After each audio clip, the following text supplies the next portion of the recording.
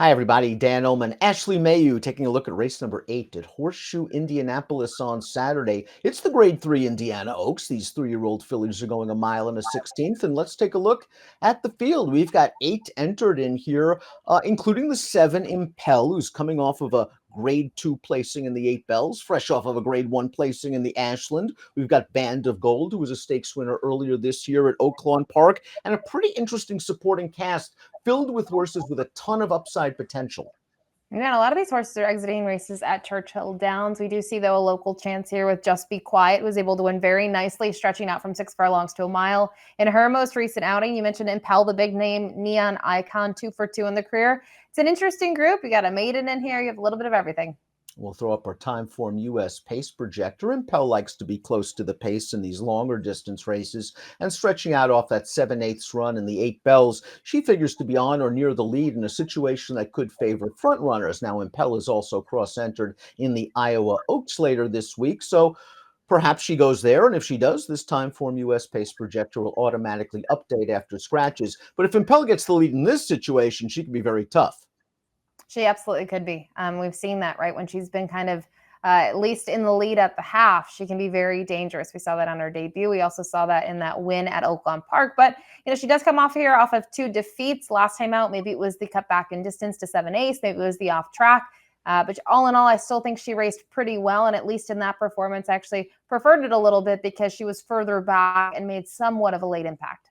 The 6 in here, Band of Gold, is a closer. She does have the fastest Timeform US late pace rating, and she will run on late, especially if the pace is hot. And I wouldn't be surprised if the 4 Neon Icon is a little bit closer to the pace, Ashley. I know she was in a slow-paced mile and a quarter race last time out, but she was relatively close at this distance at Keeneland two-back. Yeah, no one was really that far off of it at Keeneland. You look at the fractions for the race, I thought they were respectable, at least to the opening quarter and the half. So I agree. I don't think she will be necessarily last early on in this race. I'd hope at least that she'd probably be mid-pack. We'll start things off with the 1 Charlene's Dream, a horse that could also be forwardly placed, especially breaking from this inside post position with a relatively short run to the first turn. She won 3 of her first 4 starts at Golden Gate Fields on synthetic and on turf. They tried her on dirt last time out. A, it was her first race off of a long layoff, and B, she faced a pretty promising horse from the Brad Cox barn. Emery's going to run in the Victory Ride later this week at Belmont at the Big A. She might be a nice 7/8 to a mile horse. And you see here in the run line, fractions at the gate, I, didn't watch the whole load process. I didn't watch the race live, so I don't recall that with Charlene's Dream. But I think, to me, now second off, the layoff, the fact that she didn't run that great on the dirt, but the connections have decided, let's try it again and let's stretch out. I think that means that the barn might have some faith in her and think that she can handle the surface. And my one knock would be at this point, obviously, it was one of her lower figures, and both of her wins have been on turf and synthetic. Chatala, the number 2, is a horse that won the Grade 2 Chandelier, first time stretching out. That was last year as a 2-year-old filly over this distance. I'm not interested in the Breeders' Cup juvenile fillies. She was in too tough. Even though she was the beaten favorite in the Starlet, Nothing Like You has turned out to be a very useful horse. That Los Alamitos course can be a little bit quirky. And then they tried turf last time out. From a class standpoint, she really fits. She is going to have to deal with a 6-month layoff. And my thing, too, with the turf race, I mean, we're looking at Mo Fox Given finished behind her, then ended up being second in the Tepin just a couple of days ago at Churchill Downs. I mean, her turf race in terms of a figure was a huge figure. So I think it's interesting to see now she switches barn. She's getting back on the dirt. I'm not a trainer, but I would have thought you maybe would have tried the turf again based on that sort of final performance of 2023. But her dirt works, they've been very sharp, to say nonetheless. And we know that she's won on the surface. So maybe it's just sort of a combination of getting back to what you know, and hopefully that this is the spot that they think is right. One of the local hopes in this race is the number 3, Just Be Quiet. She's won 2 of her last 3 at Horseshoe Indianapolis, including this victory in a first-level allowance going a mile, where she chased a runaway leader early. And sometimes when you're on a hard chase, it's difficult to reel in that pace setter, expend that much energy, and then hold off the closers. But she runs right by this horse, and there's nobody coming. I think this is a breakthrough performance. Yeah, I completely agree with what you said, too. Sometimes when you are chasing the pace, you are certainly at the disadvantage. But for her, I think she draws off nicely in there. Took a huge step forward as well. And this is a filly that she'd only tried, 2 turns once in her career, and it was on the turf. To see that kind of big performance on the dirt. To me, she's certainly more of a dirt type. And I don't think the added distance, once again, going from a mile to a mile and a 16th, will hurt her. Deeper waters, though, she's certainly getting tested for class. And it's worth noting she's one of two in here. They're also cross-entered in a spot at Prairie Meadows. The number 4 neon icon is the proverbial could be any kind. The daughter of Arrogate has gone 2 for 2 for trainer Rusty Arnold. It is never easy winning first time out around 2 turns. She did it at Keeneland. And then she ran in an off-turf mile and a quarter race at Churchill Downs, stayed a lot closer to the pace, and she really dominated that field in the stretch. Respectable by her speed figure. Now she gets a class test.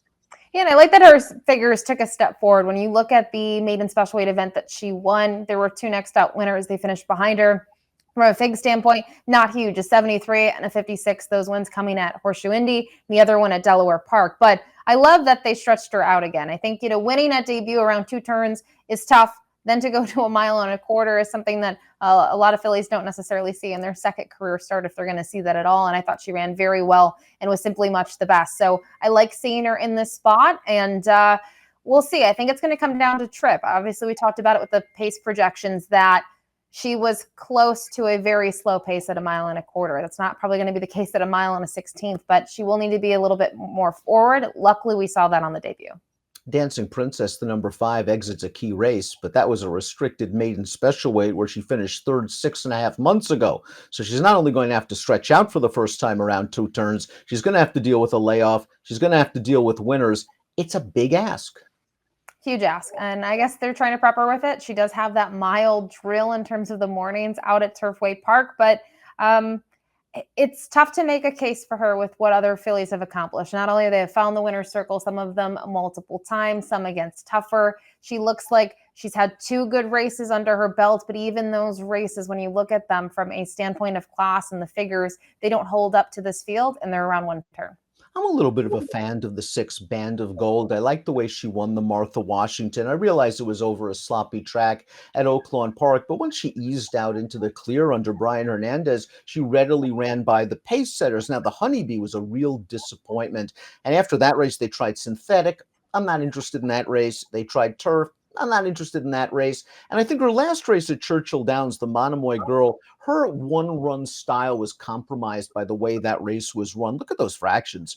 25, almost 50 to the half. It's almost impossible for a horse like Band of Gold to rally into the 2 favorites with that sort of setup. The problem is she might not get a setup here either. She might not.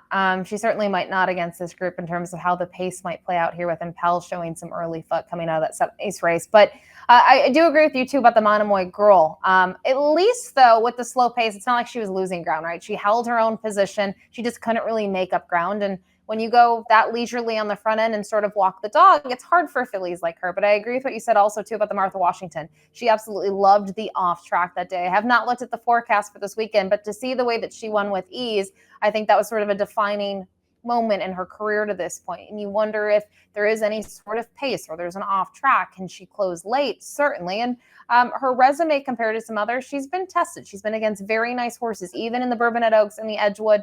I draw a line through the Edgewood, not just because it was turf. It was a yielding turf course at Churchill, but she's certainly faced some very nice fillies.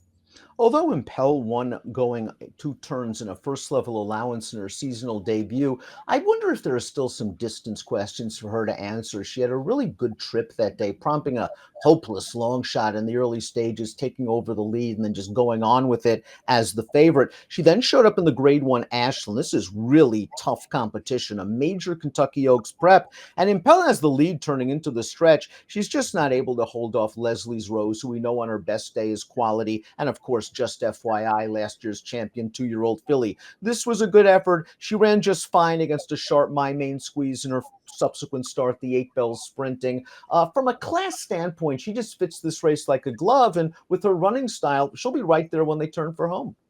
Yeah, and I think this is the right move from Brad Cox, right? He cross-entered here and at Prairie Meadows, I should say. But the big thing is these are sort of the races that feel like when he has these types, they're looking for another win. They've been good against tougher. This is where they sometimes come in and they dominate. With that said, I go back to the race at Oaklawn Park, and visually she draws clear in there, but I also don't know how tough that group was. Right. When you look at who finished behind her, they are horses like Marisol Sugar. She's picking up shares. She was 4th last time out in a tough spot, but they're not horses that I think are excellent for 3-year-old fillies when we look at them. So it's nice to see a horse win by that much, but I just think it was kind of a combination of that day, having that nice win under her belt at 6 furlongs, stretching out, and just who she faced. So that would be my one knock against her if I was trying to beat her.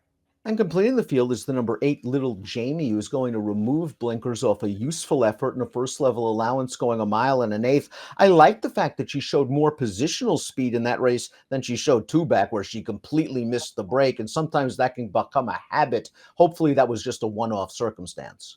And at least when she missed the break on an off track, to make the run that she did can be very, very tough to close like that. And she was able to, she missed by 5 lengths when it was all said and done, coming from the back of the pack. And I liked her performance last time out at Churchill. As you mentioned, she was forward, but she just missed by 3/4 of the length. And they're making an equipment change, which is interesting. She's raced with blinkers every single start except for her debut. And now they're going to come off. So I'm curious to see with the outside draw, what the tactics from Little Jamie will end up being in this spot. I wonder if they're just going to go out there and try to follow Impel if she makes the lead and sits second, and hope they go a relatively slow pace. And maybe if Impel doesn't stay the trip, she can inherit the lead. Let's take a look at our top selections for the Indiana Oaks. I like where you're going here. Neon Icon is going to be a fair price. She's done nothing wrong from 2 starts, and I think she can be closer to the pace than where Timeform US has her.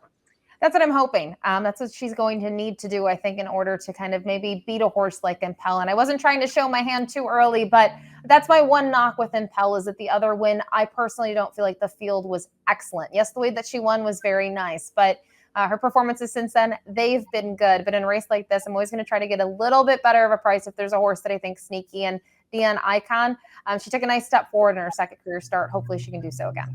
And it's a very fair point, because even Brad has said, I'm not sure how far Impel wants to go, even with that win in her second lifetime start. I think in this race, if she does go here instead of at Prairie Meadows, she can get to the lead, and maybe she'll just be too classy for this group. But we'll find out. You're getting a price. 4, 7, 6. I'll go 7, 6, 8, and 3. Good luck.